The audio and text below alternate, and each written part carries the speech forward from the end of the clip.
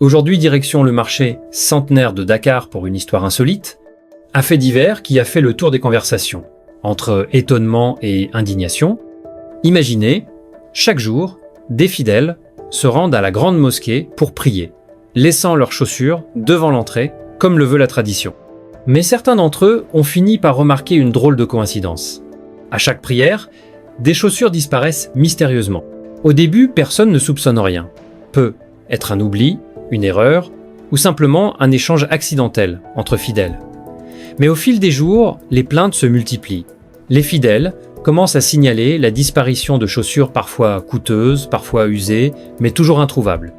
L'affaire aurait pu en rester là, si certains d'entre eux n'avaient pas fini par découvrir la vérité, leurs propres chaussures étaient revendues, juste à côté dans le marché centenaire, comme s'il s'agissait de chaussures d'occasion.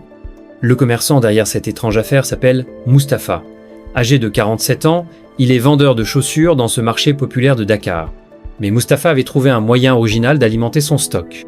Chaque jour, il se rendait à la mosquée, assistait tranquillement à la prière, puis, au moment de repartir, il emportait discrètement plusieurs paires de chaussures déposées par les fidèles.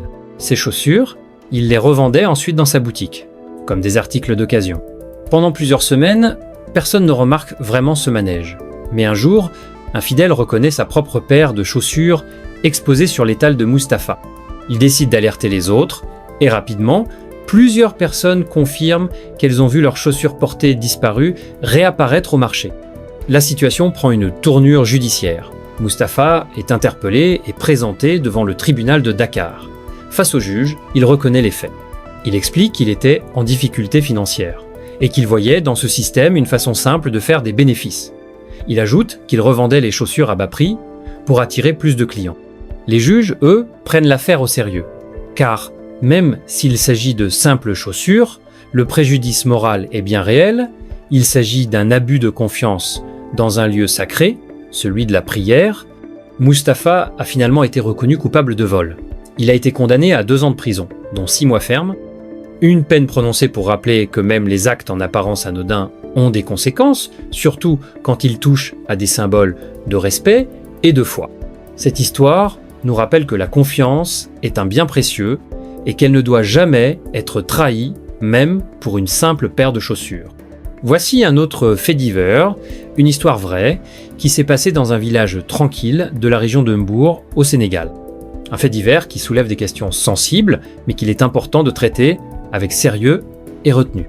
C'est l'histoire d'une famille, d'un enfant et d'une confiance brisée. Nous sommes à Nagainao, un petit village, comme tant d'autres. Ici, les habitants vivent au rythme des habitudes quotidiennes. Les enfants vont et viennent, souvent en toute liberté.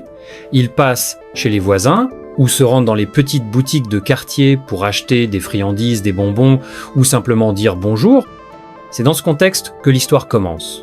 Une fillette de 9 ans, qui avait l'habitude de fréquenter une boutique proche de chez elle, se retrouve un jour face à une situation difficile. Selon les déclarations de sa mère, ce jour-là, la petite rentre à la maison, troublée. Sa maman remarque qu'elle ne va pas bien. Elle essaie de la rassurer, lui demande ce qui ne va pas. Et petit à petit, la fillette finit par raconter ce qu'elle aurait vécu. Elle dit avoir été approchée de manière inappropriée par le boutiquier. Elle raconte les gestes déplacés, des faits graves qui vont immédiatement alerter sa famille. La mère dépose alors une plainte à la brigade de gendarmerie de Ndagainao. L'affaire prend une tournure judiciaire. Le boutiquier est interpellé. Il nie formellement les accusations. Pour lui, il s'agirait d'un malentendu, d'une histoire inventée, parce qu'il aurait refusé de donner un sac de sucre à la fillette. Mais les examens médicaux réalisés après les faits viennent contredire cette version. Les médecins constatent des lésions inquiétantes, compatibles avec ce que la fillette a décrit.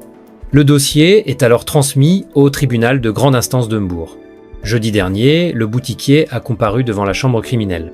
Le procureur, convaincu par les éléments du dossier, a requis une peine de 5 mois de prison ferme contre le prévenu.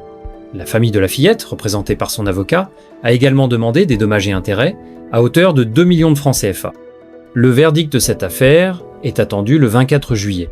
Pour le 3e fait divers, nous vous emmenons à Fatick, au cœur d'une affaire qui secoue le monde agricole et économique sénégalais, une histoire qui dévoile les coulisses d'une mafia bien organisée autour des engrais subventionnés. Tout commence au poste de contrôle routier de Fatick-Fendioune. Il est environ 19h45 lorsqu'un camion est intercepté. À bord, les forces de sécurité découvrent une cargaison suspecte, des sacs d'engrais destinés à la campagne agricole 2025. Ces produits sont censés être réservés aux agriculteurs à des prix réduits grâce à une subvention de l'État. Mais ce jour-là, les policiers ont des doutes. Le chauffeur n'a pas les documents habituels. Le convoyeur reste évasif, incapable d'expliquer clairement d'où vient la marchandise et où elle va exactement. Les forces de l'ordre décident alors de transférer le camion au commissariat de Fatick pour vérification. C'est là que l'affaire prend une toute autre dimension. Serigne Hassan Gueye, un commerçant de Kër-Balalo, se présente au commissariat avec des documents censés prouver que la cargaison est légale. Il montre un procès-verbal d'attribution d'engrais, soi-disant signé par des autorités compétentes. Mais rapidement, les enquêteurs se rendent compte que les papiers sont faux. La commission officielle d'attribution d'engrais n'a jamais remis ces tonnes d'engrais aux commerçants. Les interrogatoires se poursuivent, Serigne Hassan Gueye finit par avouer, il a acheté ces sacs à un individu pour ensuite les revendre comme s'il s'agissait d'engrais d'occasion, et ce n'est pas tout, il a même vendu ces engrais à des coopératives agricoles dans la commune de Sap, près de Mbam. Le schéma est simple mais efficace. Les produits censés être vendus à 600-500 francs CFA le sac grâce à la subvention ont été revendus au prix fort, 900-500 francs CFA, voire plus dans certains cas. Un détournement pur et simple des ressources destinées aux agriculteurs. Les enquêteurs découvrent alors un véritable réseau. L'un des principaux organisateurs serait Malik Diène, un opérateur économique de 60 et un an domicilié à Foundiougne. Selon les autorités, il aurait mis en place un système bien rodé. Envoyer des intermédiaires, récupérer l'engrais, le stocker discrètement, puis le revendre avec de faux papiers comme s'il s'agissait d'un stock privé. Le préfet de Foundiougne, alerté, a confirmé que les documents utilisés étaient des faux et que la commission n'avait jamais validé cette opération. Face aux preuves, les deux suspects sont placés en garde à vue. Malik Diène et Serigne Hassan Gueye devront répondre de détournement de deniers publics et d'escroquerie. Cette affaire met en lumière les dérives possibles autour des produits subventionnés. Un système censé aider les paysans, mais qui dans certains cas devient une opportunité pour des trafics organisés. La justice devra maintenant faire toute la lumière sur cette affaire pour que les vrais bénéficiaires des subventions, les agriculteurs, ne soient plus victimes de ces détournements.